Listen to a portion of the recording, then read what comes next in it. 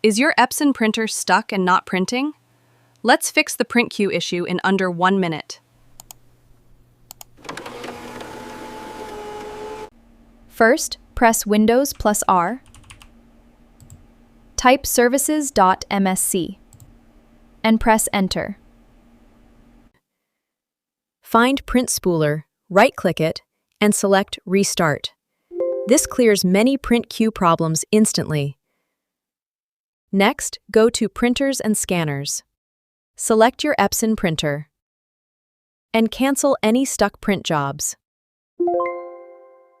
If jobs remain stuck, stop the Print Spooler service and delete files inside the Printers folder located in System32, Spool, Printers. Now restart the Print Spooler service. And make sure your Epson printer driver is updated.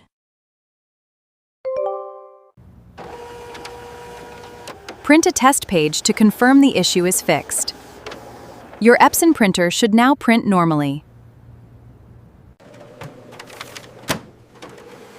Follow for more quick printer troubleshooting tips and fixes.